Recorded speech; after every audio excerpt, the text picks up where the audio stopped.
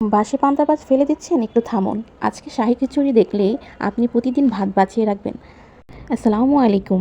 আগে থেকে সবজি কেটে নিয়েছি, এখন সবগুলো কেটে নিয়েছি। অন্যদিকে কয়েক পদের ডাল ভিজিয়ে রেখে ভালো করে ধুয়ে রাইস কুকারে দিয়ে দিয়েছি। আগে থেকে বেঁচে থাকা ভাত ফ্রিজে রেখেছিলাম পানি দিয়ে, সেটা এখন বের করে নিব। বের হওয়ার পরে এখন ডালের ভিতরে একে একে সকল উপকরণ দিয়ে দিব। প্রথমে তেজপাতা, আদা, রসুন, মরিচের গুঁড়ো, হলুদের গুঁড়ো, তারপরে তেল দিয়ে সবগুলো ভালোভাবে মিক্স করে আগের ভাতগুলো দিয়ে দেবো। সব কিছু ভালোভাবে মিক্স হওয়ার পরে রাইস কুকারে ভালোভাবে কষিয়ে কেটে রাখা আলু, গাজরগুলো ভালো করে তেলে লবণ দিয়ে ভেজে নিব। ভেজে নেওয়ার পরে একে একে সবগুলো নামিয়ে তারপরে ডাল ভালোভাবে মশলা কষিয়ে আসলে সকল উপকরণ দিয়ে দিব।